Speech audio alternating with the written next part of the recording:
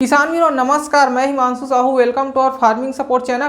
किसान वीरों, आप लोग ज़्यादातर डेयरी फार्मिंग करते होंगे तो कई ऐसे फार्मर होते हैं जो अनसक्सेसफुल हो जाते हैं, फेलियर हो जाते हैं। तो इसके बहुत से कारण हमको देखने को मिलता है। उसी के बारे में हम आपको पूरी डिटेल में बताएंगे कि कैसे एक किसान डेयरी फार्मिंग में अनसक्सेसफुल हो जाता है। ये आप गलती बिल्कुल भी ना करें।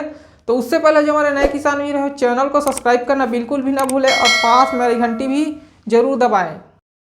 नए युवा है वो डेयरी फार्मिंग की तरफ जा रहे हैं लेकिन कई हमारे दोस्त ऐसे हैं, कई किसान ऐसे हैं जो फेल हो जा रहे हैं। उसका बिजनेस साल भर अच्छा चलता है, उसके बाद एक साल के बाद वो डूब जाता है। तो इसमें बहुत सारा कॉमन बात होती है। सबसे पहला बात आता है ब्रीड।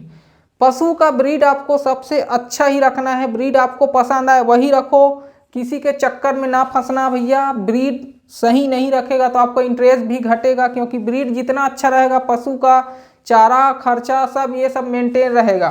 तो ब्रीड सबसे पहला ध्यान देने बात है, ब्रीड अच्छी रखो। उसके बाद फार्म में अगर आप खोल दिए हैं तो आपको फार्म में देख रेख करना आपको ज़रूरी है। खुद जाना पड़ेगा, खुद आपको देख रेख करना पड़ेगा। आप वर्कर लगा सकते हैं लेकिन आपको खुद जाकर मेंटेनेंस करना पड़ेगा। ये बहुत ज़रूरी है। मैनेजमेंट ये होता है, क्योंकि खुद नहीं जाने के कारण बहुत सारा नुकसान होता है। अगर वर्कर अच्छे से काम नहीं कर रहा है तो आपको गया हो गया।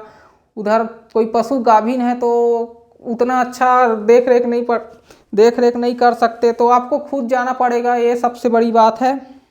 उसके बाद तीसरा पॉइंट आता है, अगर आप एकदम निगरानी में नहीं रह सकते, थोड़ा बहुत इधर उधर अपने मस्ती में रहते हो तो ये मुश्किल है भैया, ये नहीं चल पाएगा। डेयरी फार्म आपको बच्चों की तरह देख रेख करना पड़ता है, जैसे मुर्गी फार्म में देखना पड़ता है। बारिश हो रहा है तो तुरंत जाके उसको वो सब हटाओ, तुरंत ठंडा करो, तुरंत अगर टेम्परेचर कम ज़्यादा होते हैं तो तुरंत उसका देख रेख करना पड़ता है। वैसे ही इसमें भी पशु में देख रेख करना पड़ता है, क्योंकि कोई पशु ज़्यादा पशु होता है तो कोई ना कोई गाभिन होता है, किसी को कोई बीमार हो जाता है, तो ये सब परेशानी आती है। कोई चारा कम खा रहा है तो दूध ऑटोमेटिक कम देगा।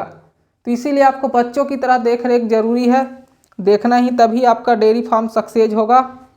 उसके बाद चौथा पॉइंट आता है मार्केटिंग का। तो हमारे कई ऐसे किसान हैं जो दूध बेचने में ध्यान नहीं देते, वो सीधा कंपनी में जाकर बेचते हैं या फिर डेयरी में जाकर बेचते हैं। तो ऐसे में बहुत ज़्यादा नुकसान ये होता है कि अगर डेयरी में अगर जाकर बेचोगे तो आपको लगभग 10 से 15 रुपये तक का प्राइस कम देखने को मिलेगा। मतलब कहा जाए तो डेयरी में आप बेच रहे हैं तो डेयरी वाला अपना कमाई देगा, लगभग 27-28 रुपया लीटर में वो लेगा। और अगर आप खुद जाकर बेचते हैं तो आप 40 से 45 रुपये लीटर में बेचेंगे। तो ये ज़रूरी है, आप आधा डेयरी में दे सकते हैं, आधा बेच सकते हैं। तो दूध आपको खुद बेचना है तभी होगा। आप एकदम मैनेजमेंट कर सकते हैं दूध कैसे बेचना है, कौन से शहर में कौन सी गाड़ी जाएगा, वर्कर लगा सकते हैं। लेकिन अगर खुद आप जाकर देंगे दूध तभी ज़्यादा अच्छा प्रॉफिट होगा, क्योंकि आजकल फीड का कॉस्ट बहुत ज़्यादा हो गया है। तो ऐसे में दूध हम खुद ना बेचें तो हमको नुकसान होता है। अब पांचवा पॉइंट आता है लोन को लेकर। तो हमारे बहुत ज़्यादा नौजवान साथी इसमें जा रहे हैं, तो ऐसे में वो एकदम सेट को एकदम अच्छा बना लेते हैं, डेयरी फार्म में बहुत ज़्यादा खर्चा कर लेते हैं, हर तरह से एकदम ऑफिशियली लुक देना चाहते हैं। डेयरी फार्म में पंखा वंखा भी एकदम मैनेजमेंट कर लेते हैं, और ये सब लोन में आसानी से हो जाता है। सरकार इसमें लोन आसानी से दे देती है। तो ऐसे में हमारे दोस्त हैं, किसान हैं, वो लोन लेने में बिल्कुल भी नहीं हिचकते हैं। वो जितना लोन मिलता है उतना पास करा लेते हैं और एकदम फैसिलिटी के साथ अपना डेयरी फार्म स्टार्ट करते हैं और डेयरी फार्म भी अच्छा बनाते हैं। लेकिन आपको आगे चलकर उतना कमाई नहीं होता, तो आप धीरे धीरे आप कर्ज में डूबते जाते हैं, क्योंकि बैंक का इंटरेस्ट बहुत ज़्यादा हो जाता है। चक्रवृद्धि ब्याज कहा जाता है। चक्रवृद्धि ब्याज ही किसानों को मार देती है, पूरा नुकसान में पूरा पड़ जाता है। तो ऐसे में आप लोन के चक्कर में ज़्यादा ना पड़ें। लोन आप थोड़ा बहुत ही ले, आपके पास पैसा है तभी स्टार्ट करें, या फिर नहीं तो आप छोटा बिजनेस स्टार्ट करें। कोई बड़ा डेयरी फार्म खोलने की बिल्कुल भी हिम्मत ना करें, आप नुकसान में चले जाएंगे। आजकल फीड कास्ट बहुत ज़्यादा हो गया है। उसके बाद आता है छठवा है फीड। फीड आप अच्छी फीड दें। आप जितना ज़्यादा फीड का रिसर्च करेंगे उतना अच्छा आपको दूध देखने को मिलेगा। आप सस्ते के चक्कर में बिल्कुल ना पड़े, ये खवा देंगे तो दूध अच्छा देगा, एक आज निकल जाएगा कल निकल जाएगा, ऐसा बिल्कुल भी ना करें। आप फीड में बिल्कुल ध्यान दें।